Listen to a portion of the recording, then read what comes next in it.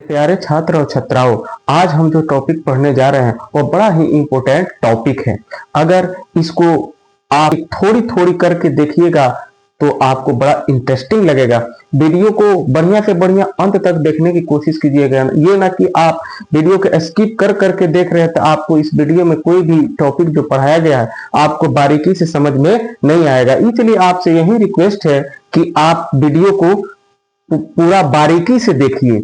क्या है कि अगर एक बार में आपको समझ में नहीं आ रहा है तो उसको बार बार देखिएगा तो आपको आसानी से समझ में आ जाएगा, क्योंकि यह टॉपिक जो है आपके लिए बहुत ही महत्वपूर्ण होने वाला है। क्या है कि कहा गया है कि ऐसा नहीं है कि दुनिया में सब कोई एक ही बार में सब कुछ सीख लेता है। किसी से किसी भी समय कुछ गलतियां हो ही जाती है। इसी पे कहा गया है कि गलतियों से जुदा तू भी नहीं मैं भी नहीं, गलतियों से जुदा तू भी नहीं मैं भी नहीं, हम दोनों इंसान हैं खुदा, तू भी नहीं मैं भी नहीं।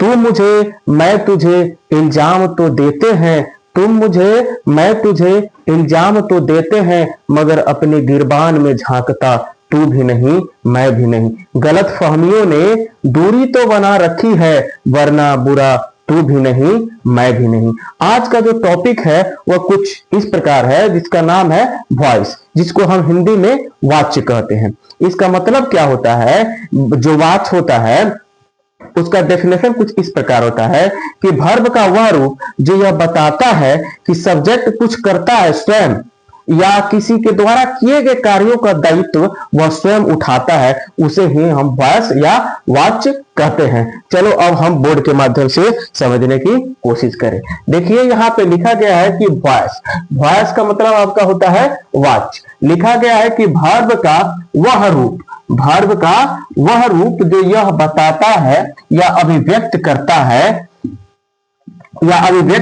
है कि ये जो सब्जेक्ट यानी कर्ता स्वयं कुछ करता है।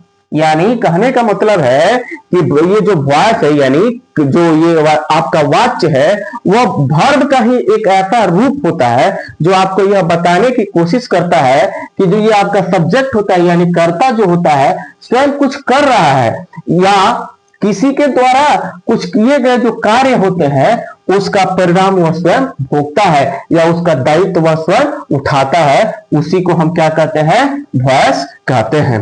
अर्थात कहने का मतलब है सब्जेक्ट सामान्यतः किसी कार्य के डायरेक्ट रिस्पॉन्सिबल होता है। यानी कहने का मतलब अभी जो ऊपर बताया गया है कि कभी कभी ऐसा होता है जो कोई कार्य हो रहा है उसका स्वयं रिस्पॉन्सिबल क्या होता है? सब्जेक्ट होता है डायरेक्ट रूप से। और कभी कभी ऐसे होता है कि उसका जो रिस्पॉन्सिबल होता है वह इनडायरेक्ट रूप में होता है। अब यहां पे लिखा गया है ट्रांजिटिव वर्ब के दो वॉइस होते हैं। ट्रांजिटिव वर्ब के दो वॉइस होते हैं। एक होता है आपका एक्टिव वॉइस जिसको हम कर्तरीवाच्य कहते हैं, और दूसरा हमारा होता है पैसिव वॉइस जिसको हम कर्मवाच्य कहते हैं। चलिए अब हम इसके काइंड्स के बारे में पढ़ें। जैसे यहाँ पे लिखा है एक्टिव वॉइस, यानी जो वॉइस का ये पहला जो काइंड्स होता है एक्टिव वॉइस यानी कर्तरीवाच्य, इसमें बताया गया है कि जब कोई व्यक्ति या वस्तु सब्जेक्ट के रूप में काम करता है, जब कोई व्यक्ति या वस्तु सब्जेक्ट के रूप में कुछ करता है तो उस स्थिति को हम एक्टिव वॉइस कहते हैं। जैसे यहाँ पे एक एग्जांपल देके आपको समझाया गया है कि आई राइट अ लेटर, यानी आई जो यहाँ पे है एक व्यक्ति है जो क्या कर रहा है? लिखने का काम कर रहा है। क्या? लेटर। यानी कोई काम कर रहा है और वह काम क्या है? लेटर का लिखना। यानी आई यहाँ पे एक क्या हो गया? कोई व्यक्ति है। वहीं आपको बताया जा रहा है पैसिव वॉइस में। क्या बताया जा रहा है? पैसिव वॉइस में, जिसका मतलब होता है कर्मवाच्य। इसमें क्या होता है? जब कोई व्यक्ति या वस्तु जो होता है सब्जेक्ट के रूप में कार्य नहीं करता है, बल्कि किसी व्यक्ति या वस्तु के द्वारा किए गए कार्यों का परिणाम वह स्वयं उठाता है या भोगता है। जैसे कहा गया है कि a letter is written by me, यानी ये जो मी है यहाँ पे एक व्यक्ति है जो किसी के द्वारा किए गए काम को क्या कर रहा है? वहन कर रहा है, भोग रहा है। इसी को हम कहते हैं एक्टिव वॉइस। अब बाकी इसका बृहत रूप है, इसको कैसे अच्छी तरह से समझा जाए अब एक एक करके हम टेंस के माध्यम से इसको पढ़ने की कोशिश करेंगे।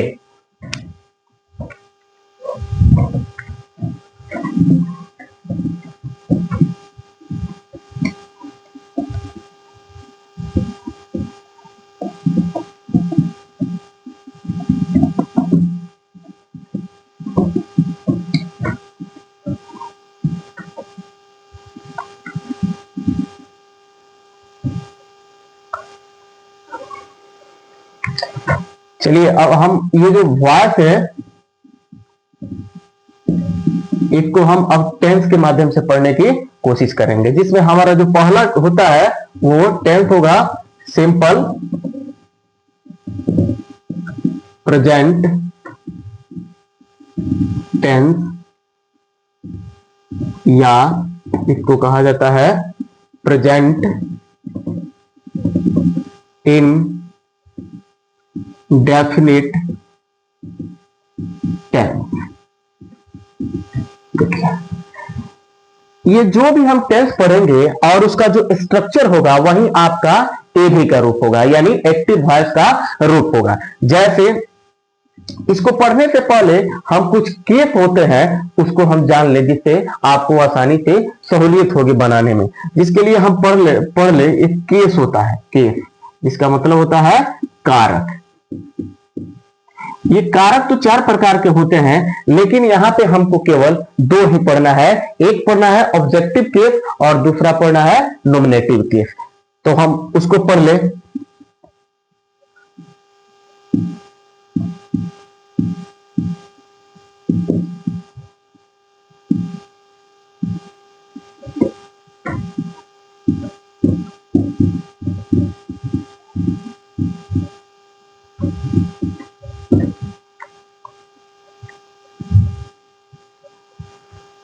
देखिए जैसे आई लिख दिया तो आई का हो जाएगा ऑब्जेक्टिव केस मी। वी लिख दिया तो इसका हो गया अस। ही लिख दिया तो इसका हो गया हिम। सी लिख दिया तो इसका हो गया हर। ईट लिख दिया तो इसका हो गया इट। देख लीजिए,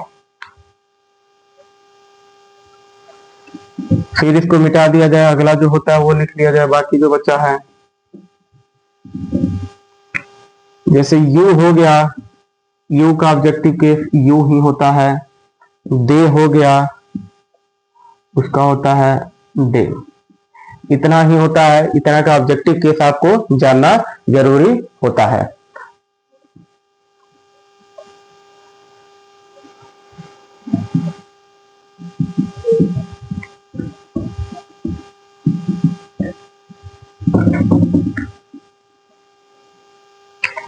अब देखिए जो हमारा जो प्रेजेंट टेंस सिंपल प्रेजेंट या प्रेजेंट इंडेफिनिट टेंस होता है, उसका जो स्ट्रक्चर होता है वो ऐसे लिख लिया जाएगा। तो सब्जेक्ट प्लस V1 या V5 प्लस ऑब्जेक्ट, ये हो गया आपका एबी का रूप। वहीं अगर आपको पैसिव वॉइस का रूप लिखा जाए तो लिखा जाएगा object of AB as subject plus is are am plus V3 plus object V3 plus by plus subject of AB as objective case. अब देखिए यहां पे जो आपका लिखा गया है सब्जेक्ट प्लस V1 या V5 प्लस ऑब्जेक्ट, यहां पे देखिए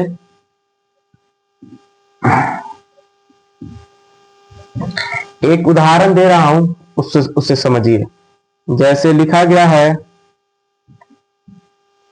राधा सिंग्स ए सॉन्ग, ये आपका हो गया एक्टिव वॉइस का रूप। यहां पे जो ये राधा है आपका हो गया सब्जेक्ट, ये हो गया आपका वर्ब और ये आपका हो गया ऑब्जेक्ट। ये रूप है आपका पैसिव वॉइस का। जब इसको ये रूप है आपका एक्टिव वॉइस का।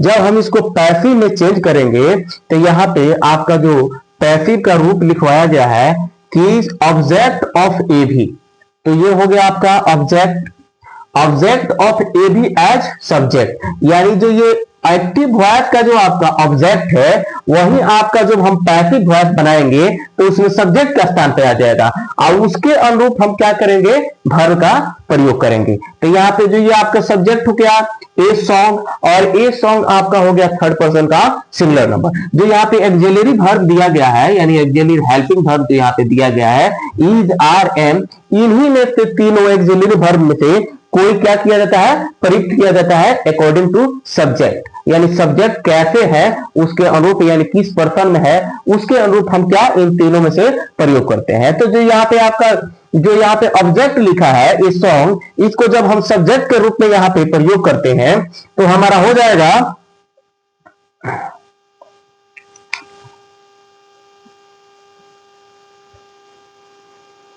देखिए यहीं पे मिटा के लिख रहा हूं, देखिए ये जो आपका ऑब्जेक्ट है ए सॉन्ग, इसको अब हम पैसिव वॉइस में सब्जेक्ट के स्थान पर लिखेंगे तो ए सॉन्ग हो गया। उसके बाद ये जो ए सॉन्ग है ये आपका हो गया थर्ड पर्सन का सिंगुलर नंबर, थर्ड पर्सन का सिंगुलर नंबर। तो जैसे ये सिंगुलर नंबर होगा तो अपने साथ ये वर्ब क्या लेगा, इज लेगा, क्या लेगा, इज। तो यहां पे लगा देंगे इज। उसके बाद देखिए यहाँ पे रूल में क्या लिखवाया गया है, वर्ब 3, क्या लिखवाया गया है, वर्ब 3। हम अगर हम कोई भी अगर टेंस में कोई भी वाक्य अगर ले रहे हैं, किसी भी टेंस का किसी भी उसका वर्ब फॉर्म हो, लेकिन हम जैसे उसको वर्ब ये पैसिव वॉइस में चेंज करते हैं तो हमारा जो वर्ब का फॉर्म रहेगा वो हमेशा हमेशा के लिए थर्ड फॉर्म ही होगा।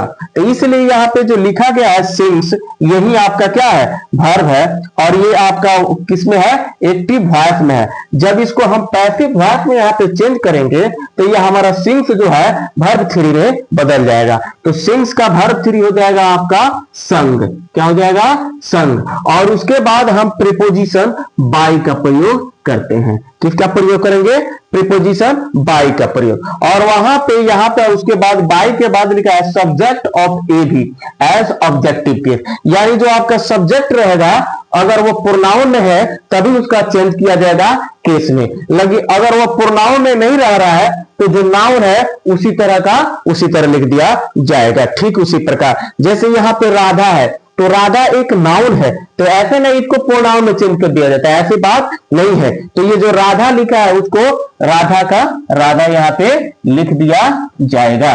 तो आपका ये एक्टिव वॉइस हो गया कि a song is sung by Radha, यानी गीत जो गाया गया है किसके द्वारा, राधा के द्वारा। यानी कोई काम यहाँ पे किया गया है तो क्या किसी के द्वारा किए गए कामों का दायित्व यहाँ पे कौन, राधा उठा रही है। इस प्रकार यहाँ पे ये जो है ये सेंटेंस जो है रिलेटेड विथ यानी संबंधित है किससे, पैसिव वॉइस से।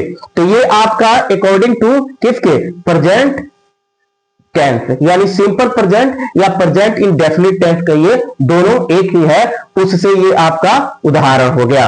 और इससे एक दो उदाहरण दे दूं जो आपको आसानी से समझ में आए। देखिए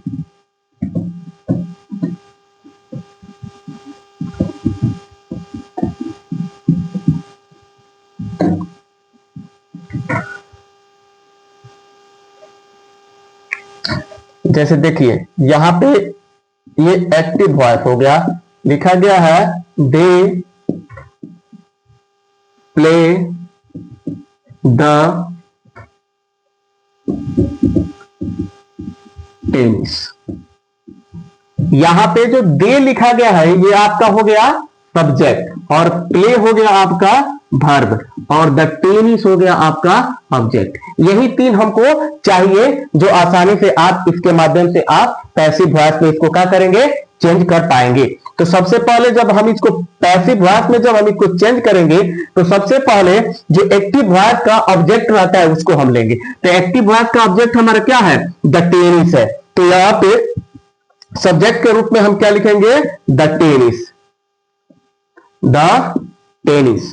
उसके बाद ये जो द टेनिस है ये आपका थर्ड पर्सन का सिंगुलर नंबर है, इसलिए इसके साथ वर्ब का प्रयोग किया जाएगा तो इसके साथ इज लगाया जाएगा। और उसके बाद लिखा गया था कि वर्ब 3, तो यानी यहाँ पे ये वर्ब क्या है, प्ले है, और ये कितने है, V1 में है। जब हम इसको वर्ब 3 में प्रयोग करेंगे, चेंज करेंगे, तो ये हमारा क्या हो जाएगा, प्लेड हो जाएगा। क्या हो जाएगा, प्लेड। और उसके जस्ट बाद प्रीपोजिशन बाई का प्रयोग किया जाता है। उसके बाद लिखा गया है जो आपका एक्टिव वॉइस का जो सब्जेक्ट रहेगा उसको ऑब्जेक्टिव केस में चेंज करके लिख देंगे। तो यहाँ पे दे है, अभी आपको वहां पे जो लिखवाया गया था नॉमिनेटिव केस से ऑब्जेक्टिव केस में चेंज करने के, तो वहां पे बताया गया था कि दे जो होगा वो आपका देम में चेंज हो जाएगा। तो इस प्रकार ये आपका जो पैसिव वॉइस हुआ, the team is played by them.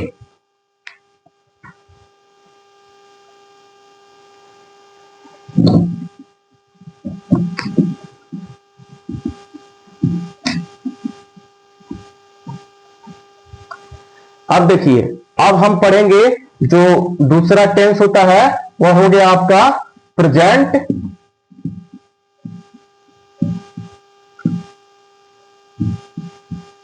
Continuous tense. अब ये दूसरा हमारा टेंस हो गया, इसके माध्यम से अब हम पढ़ेंगे। तो इसका जो एक्टिव वॉइस का रूप होता है वह कुछ इस प्रकार होता है, subject plus is are am plus V4 plus object. ये हो गया आपका एक्टिव वॉइस का। अब पैसिव वॉइस देखिए कैसे, पैसिव वॉइस तो object of A V as subject plus is are am plus being plus V3 plus by plus subject of A V as ओसी। अब देखिए यहां पे जो आपका एक्टिव वॉइस का जो रूल लिखा गया है वह कैसे है, subject plus is plus are plus am, और यहाँ पे V4, यानी V4 का मतलब होता है वर्ब का चौथा रूप, यानी वर्ब में ING लगाना ही हमारा क्या कहलाता है, V4 कहलाता है। और ऑब्जेक्ट ये हो गया आपका एक्टिव वॉइस का रूप, और वही पैसिव वॉइस का जो होगा object of A V as subject, और उसके बाद इज आर एम। एक यहाँ पे शब्द नया लिखा गया है बीइंग। देखिए बीइंग का प्रयोग उस समय किया जाएगा जब आप एक्टिव वॉइस में V4 का प्रयोग किए होंगे, तब यहाँ पे हम बीइंग को यानी क्रिया को कंटिन्यूटी के रूप में दिखाने के लिए हम यहाँ पे यानी जारी के रूप में दिखाने के लिए हम बीइंग का प्रयोग करते हैं, जिससे हमको ये समझ में आएगा जो यहाँ पे हम लोग पैसिव वॉइस बनाए हुए हैं या किसी कंटिन्यूअस का सेंटेंस था जो यहाँ पे इस प्रकार बना हुआ है। उसके बाद V3, उसके बाद बाई, उसके बाद subject of A V as ओसी। यहाँ पे ओसी लिखा गया है, ओ का मतलब ऑब्जेक्टिव और सी का मतलब केस, यानी ऑब्जेक्टिव केस, यानी आपका शॉर्ट फॉर्म में लिख दिया गया है। अब देखिए एक उदाहरण दे रहा हूं, उसके माध्यम से समझा जाएगा। जैसे लिखा जाए कि I am eating a mango। अब यहां पे देखिए जो आई हो गया आपका सब्जेक्ट हो गया, एम हो गया, ये हो गया आपका मेन वर्ब, और ये हो गया आपका ऑब्जेक्ट। तो ये वाक्य आपका हो गया एक्टिव वॉइस का, एक्टिव वॉइस का। जब हम इसको पैसिव वॉइस में चेंज करेंगे तो कुछ इस प्रकार होगा। देखिए यहीं पे ले लिया जाए तो पैसिव वॉइस में लिखने के लिए सबसे पहले जो एक्टिव वॉइस का ऑब्जेक्ट होता है उसको लिखा जाएगा। तो एक्टिव वॉइस का यहाँ पे जो ऑब्जेक्ट है वो आपका क्या है, ए मैंगो है। तो हो जाएगा आपका ए मैंगो, उसके बाद इज आर एम तो ए मैंगो आपका हो गया थर्ड पर्सन का सिंगुलर नंबर। तो ये आपका थर्ड पर्सन का सिंगुलर नंबर हो गया, इसलिए आपका ये वर्ब लेगा क्या, इज, और उसके जस्ट बाद आपका क्या प्रयोग किया जाएगा, बीइंग। तो लिख दिया जाएगा बीइंग, और उसके बाद वर्ब का तीसरा रूप। तो ये जो आपका लिखा गया है V4 में लिखा गया है, जब इसको वर्ब 3 में लिखा जाएगा तो ये हो जाएगा आपका ईटन, और उसके बाद प्रीपोजिशन बाय, और उसके बाद जो आपका सब्जेक्ट रहेगा उसको ऑब्जेक्टिव केस में चेंज कर दिया जाएगा। तो आई अभी आपको बताया गया कि नॉमिनेटिव से ऑब्जेक्टिव में चेंज करने के लिए तो उसे बताया गया था कि आई को किस में चेंज कर दिया जाता है, मी में। तो ये हो गया आपका पैसिव वॉइस का वाक्य। क्या हो गया, a mango is being eaten by me. देख लीजिए, और एक दो उदाहरण देके आपको समझा दे रहा हूं। देखिए,